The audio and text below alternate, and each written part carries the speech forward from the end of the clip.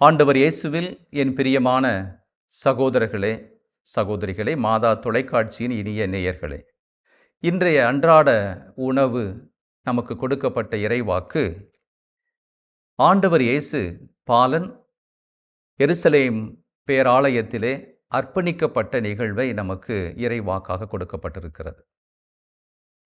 இந்த அர்ப்பண நிகழ்வு 3 படிநிலைகளை கொண்டிருக்கிறது. ஒன்று, திருச்சட்டம் நிறைவேறுதல். இரண்டாவது, அங்கு சிமியோன் என்ற கதாபாத்திரமும் அன்னா என்ற கதாபாத்திரமும் கொடுக்கப்படுகிறது. அவர்கள் ஆண்டவருடைய வருகைக்காக எப்படி காத்திருந்தார்கள் என்ற ஒரு காத்திருப்பை அடையாளப்படுத்துகின்ற 2 கதாமாந்தர்களாக நமக்கு இருக்கிறார்கள். 3வது தளம் மகிழ்ச்சியை வெளிப்படுத்தக்கூடியதாக இருக்குது. இந்த மகிழ்ச்சிக்குள் துயரமும் அடங்கியிருக்கிறது என்பதையும் நாம் இறுதியிலே பார்க்கிறோம். இந்த 3 படிநிலைகளை கொண்டதுதான் இன்றைய இந்த இறைவாக்கு. திருச்சட்டம் நிறைவேறுதல். இது திருக்குடும்பம் எத்தகைய அளவுக்கு மோசே தந்த இறை சட்டத்தை, திருச்சட்டத்தை பணிந்து அதை நிறைவேற்றக்கூடியவர்களாக தங்களை தாழ்த்தி கொண்டார்கள். ஒரு சாதாரண குடிமக்களாக இறைவனினுடைய கரங்களிலே தங்களை அர்ப்பணிக்கக்கூடிய தாழ்ச்சியை வெளிப்படுத்தக்கூடியவர்களாக இருக்கிறார்கள் என்பதை நமக்கு அடையாளப்படுத்துகிறது. அன்னை மரியாளும் யோசேப்பும் குழந்தை எடுத்துக்கொண்டு எருசலேம் தேவாலயத்திற்கு வந்தது திருச்சட்டத்தை நிறைவேற்ற வேண்டிய ஒரு கடமை. என்ன திருச்சட்டம்? தலைப்பிள்ளையை கடவுளுக்கு அர்ப்பணம் செய்ய வேண்டும்.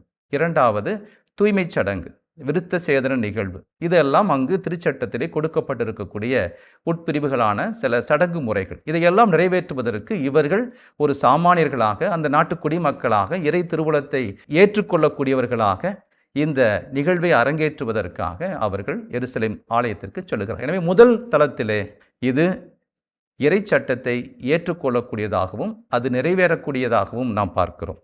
2வது, சிமியோன் என்ற ஒரு கதாமாந்தரும் அன்னா என்ற முதியவரும் நமக்கு கொடுக்கப்படுகிறார். சிமியோனுக்கு கொடுக்கப்படுகின்ற போது மிகப்பெரிய ஒரு அட்டவணை. இவர் நேர்மையாளர், இறைப்பற்றாளர், தூய ஆவியார் அவரோடு இருந்தார், தூய ஆவியால் தூண்டப்பட்டு அவர் அங்கு ஆலயத்திற்கு வந்தார், அங்கு குழந்தை இயேசுவை கையில் எடுத்து புகழ்ச்சி கீதம் பாடுகிறார் என்று இறுதியிலே அவரும் இறைவாக்கு உரைக்கிறார். இந்த குழந்தை எத்தகைய குழந்தையாக இருக்கும் என்று இறைவாக்கு உரைக்கிறார்.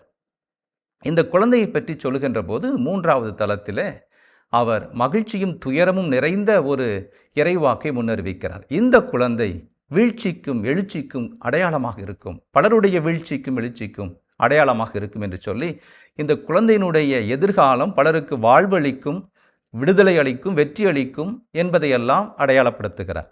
2வது, உமது உள்ளத்தையும் ஒரு வாழ் ஊடுருவும் என்று அன்னை மரியாளுக்கு ஒரு துயர செய்தியையும் அவர் கொடுக்கிறார். இறுதி பகுதி மகிழ்ச்சியும் துயரமும் கலந்ததாக இருக்கிறது.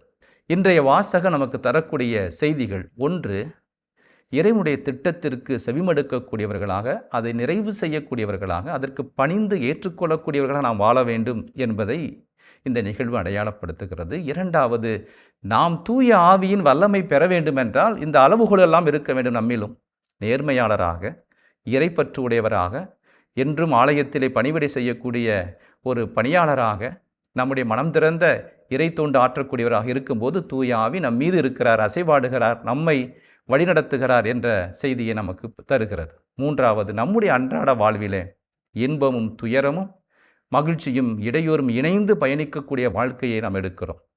ஒன்றிலிருந்து ஒன்று பிரிக்க முடியாதுதான் மானிட வாழ்க்கை. துயரமும் மகிழ்ச்சியும் ஆனந்தமும் அழுகையும் இணைந்து இருக்கக்கூடியது. எனவே இந்த நிகழ்ச்சியிலே இறை திருவுளத்தை அறிந்தோம் என்றால் இறைவன் நம்மை புடமிட்டு மகிழ்ச்சியை நோக்கி அழைத்து செல்கிறார் என்பதை நாம் இந்த செய்தியிலிருந்து பெற்றுக்கொள்கிறோம். தொடர்ந்து இறை உணவு நமக்கு வலுவூட்டட்டும், நம்முடைய அன்றாட உணவாக மாறட்டும். இயேசுவுக்கே புகழ், இயேசுவுக்கே நன்றி. மரியே வாழ்க.